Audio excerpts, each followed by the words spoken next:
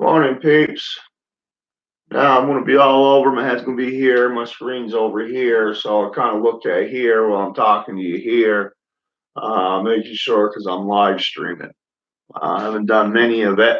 But however, I'm trying to get my lighting because here it's 6:24 in the morning and it's still dark.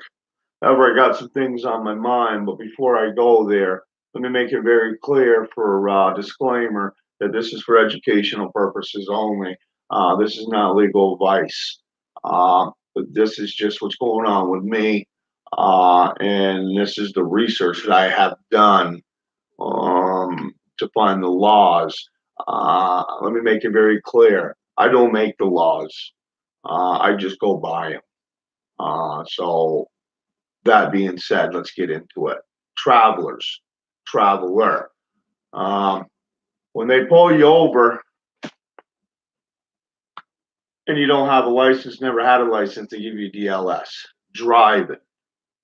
Anything that they speak of when it comes to driving, traffic, many legal terms is interstate commerce. When you go to court and they give you a ticket because they said you were driving too fast, you were speeding, and then they start using terms that you're in a vehicle, you're going down this street, but you don't challenge the legal definition of vehicle, the legal definition of driving. Uh, Driving is just a word. It describes something. He was driving, so initially people think, well, you're driving. Well, driving in the definition, in a legal definition, is interstate commerce, making money with your money on a highway. The public highway is for everybody, not to be charged. The United States Supreme Court has ruled on this. Reno versus Cadena is a famous case, but we're not just talking about one case. We're talking 20, 30, 40 cases throughout the years, if not more, that have upheld the right of a traveler not to be extorted into a license, into plates, stickers. You've already have the constitutional right to be a traveler on a road. Okay, and traveler has been defined by the United States Supreme Court. So has it driving, vehicle. Until you educate yourself, you're going to continue to let the government, so to speak, the states, DMV, not even so much the government, because the government has been taught that this is the way. And a lot of people that just grow up, get into the police force, get into the army, and they think that's the way it is because that's what we've been taught all our life. But it's DMV. DMV are crooks. They're criminals. And they use psychology and wording to extort you out of your revenue and out of your money for something you already have a constitutional right to do. Now, you got to understand due process. Due process is they have to notify you and they have to give you the chance to challenge that and be heard. DMV doesn't notify you that you are giving up a right, not a privilege, but a right for a privilege. Huh. You're giving up a right for a privilege. All right, there. That's and then you pay for that privilege for them to tell you you can drive, which the definition, legal definition for driving is interstate commerce, making money. If you're not hired by a company and you're not making money, then constitutionally, you do not need a license, stickers, plates. That is extortion. And they extort you by way of threats and equity by placing fines on you. Peeps, the American people, it's time to start waking up. This is a great time to be living in right now, especially with who we have in office, who's a constitutionalist. The law is the law. The law you cannot dictate, and that's what they do. And they do it by trickery. Now, there's many Supreme Court rulings that say what DMV has done is extortion, and no, it's no good. But remember, absent of the law is on you. You have to speak up because there is a case and there is a ruling when they found it and they came over and started taking over. But they're not going to take your rights away, but they're not going to explain them to you either. And it's your responsibility to speak up. Now, remember, folks, always, always video, live stream, record. Always. Any public official interaction. You always have documentation. For one, it keeps them real. And they'll tell you, well, you need to turn that off, or please say, no, you don't ever turn that off. You got something to hide, sir, ma'am? No, we're good. You're a public official. We'll hold you accountable. Whether you like it or not, I'm holding you accountable and make sure you don't trample on my Constitution. And I'm going to deliberately indifference you along the way, ma'am and sir, of what those laws are. And once you've been deliberately indifferenced, it is your responsibility now to make sure you don't trample on my rights. Because if you do, then you violate my United States Code 18-241 and 242, which is conspiring to deprive one of constitutional rights, and the other is deprivation of the constitutional right or your rights. Your rights are your rights, Pete. You know, and I'm going through it right now. I got to go to court here this month, and I'm in the appeal process. Now, when I went to court, I read the law instead of arguing the law, and which there was a big difference. I learned. I mean, don't get me wrong. I've been through courts, been through courts, but it's how you argue. I've come to learn it's how you argue, how you present the case. I've always known it's how you present the case, but it's really how you present the case. It's how you argue the case. You can speak the law, but that don't matter. You got to make sure they understand the law. You go to a jury and you say, "Well, you had the constitutional right to drive." Excuse me, you had the constitutional right to be a traveler. The driving they cannot force on you. But the jury don't understand what driving is. They just think driving is you get behind the wheel and you're on the road and let's have some fun and let's do our business. And no, that's not what driving is. There's a legal definition for driving, peeps, and that is called interstate commerce. And now you got to break down what interstate commerce is, and that's making money by way and means of highway. Period. United States Supreme Court ruled on it. And they have given out the definitions, legal definitions of what a driver is, what traffic is, what a traveler is, all that. So, peeps, stop being extorted by DMV. Let's stand up as one, we the people, and start educating each other because They're making millions and billions off the simple American people.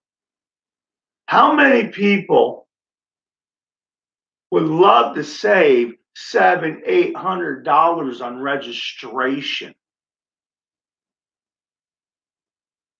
30, 40, 50 bucks on inspection every year. Plates, insurance. Even though I think insurance is a good idea for everybody. I don't think anybody should really get off I think you should have insurance. Uh, in case something happens, but the Constitution says no, that you deal with it as men, as a man, and those are legal terms. Man is a legal term. Make no mistake about it. Uh, and that's how it's supposed to be done. But they incorporated this and that, and we, the people, allowed them to do it because we were ignorant enough not to understand. Let's unite, we, the people, and stop DMV from extorting the American people out of their hard earned money. I don't think it's right for DMV not to give people notices that, hey, you're giving up a right that you already have to get a privilege to pay us to get that permission. And the second part of that due process is, well, I want to challenge that then. I don't think I should have to give up a right to gain a privilege.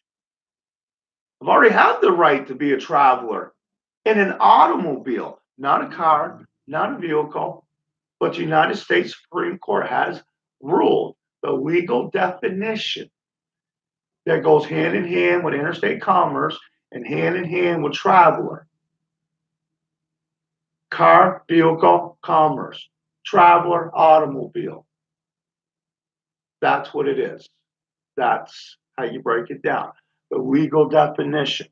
But if you don't deliberately indifference the officer that has pulled you over, now not all of them are going to care what you say. They're going to try to overtalk you.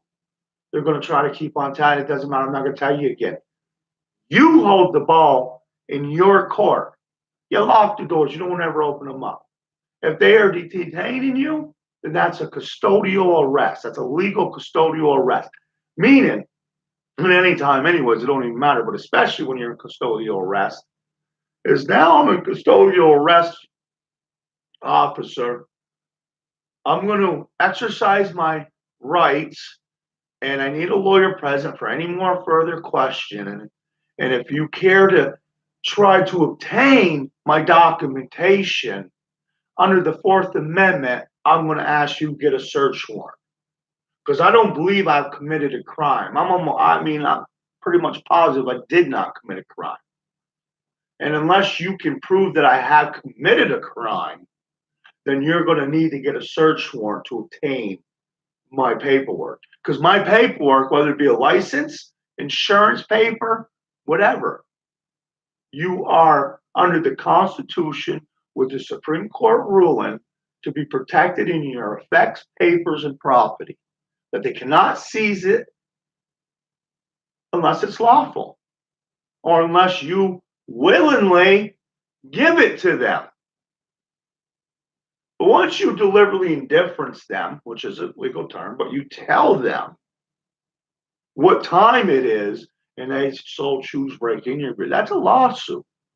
They pull you out, whatever. That's a lawsuit. Now, it might take a little bit to go through, but that's a lottery ticket. Make no mistake about it, peeps. Now, unfortunately, I'm a smoker, and I smoke, and I'm live, and it don't matter because I believe editing is good sometimes, but I don't like to edit. I like to go live. I like to. This is what it is. This is life. Let us, we the fucking people, wake up and let's stop DMV. We the people, DMV.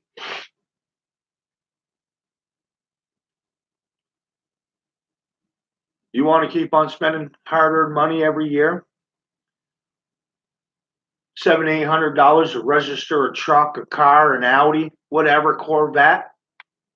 When you're not acting in interstate commerce, when you're not making money with your vehicle is actually an automobile for personal travel. The United States Supreme Court, folks, and I cannot stress it enough, the United States Supreme Court has upheld and has decided for the people who want to just travel. There is a, like I said, there's a difference. Interstate commerce, traveler. There's legal definitions for everything. Research it, Pete. Wake up. Because I got to go to court this month, and I'm going to argue it.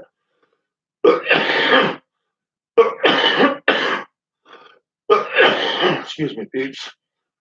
I smoke too much, but I like to smoke, and it's getting to me in my older ages. However, this is not legal advice. This is not saying go out and do something stupid. All I'm saying is wake up, educate yourself. It's been a long road for me. Leave comments below. What you think? Ask questions. A stupid question is one not asked. Period. No matter how stupid it may be, it's even stupider not to ask the question. Okay, peeps. Remember, you ever get pulled over, this is basically how you should do it. And I'm not, this is just for educational purposes. I'm not saying this is what you should do, but this is what I do. When they pull me over, I'm going to roll my window down just a little bit, like that. I'm going to ask them, can I help you, sir? Is there an emergency? Can I help you? But of course, he's going to say no. And I'm going to tell him, okay, sir, well, I want to go about my business. Of course, he's going to run the spiel. And then right off the bat, you say, oh, no, I just want to be free and unmolested and travel down the road. Am I free to go or am I being detained? As soon as he tells you that you want an answer, whether you're free to go or you're being detained, and you do not move on, no matter what. And you tell him that if you have to. Listen, sir, we cannot proceed until you let me know if I'm free to go or I'm being detained. He's going to say you're being detained. Once he says that, because he's trying to extort you for revenue. Once he says that you are being detained, then you are legally in a custodial arrest. Then the next thing you need to be saying, or what I say, is, well, sir, have I committed a crime? Of course, he can't tell you committed a crime because he pulled you over for driving or some malfunction with the car. Who knows? And once he tells you haven't committed a crime, then you're going to say again, well, sir, I'd like to be free to go then if I've not committed a crime. You unlawfully holding me now. The only way you can detain me is if I'm in the commission of committing a crime or have committed a crime. And you've already admitted I've not committed a crime. So you're unlawfully detaining me. I'm going to ask you one last time, am I free to go or am I being detained? If they say you're being detained, then you say, well, Your Honor, well, sir, I want to exercise my rights. I need to have an attorney present for any more questioning. And if you care obtain any of my documentation, you'll need a search warrant for that because I've committed no crime. So therefore, you don't have no lawful reason to obtain my information. Under the Constitution and the Supreme Court ruling, I'm protected in my property and my papers and effects. Talk it. When you're sitting there doing nothing, nobody's around, start talking it. Start teaching yourself. Okay, peeps, I got to get going. I just wanted to try to enlighten some people. Um, there might be a handful that listen. If I can just reach one at a time, uh, preferably, I'd rather reach all kinds of people. But maybe I only can reach this one, that one. Maybe only this one's listening, that one listening. But what I'm telling you is the truth. It's the law. Okay, peeps, you have a good one.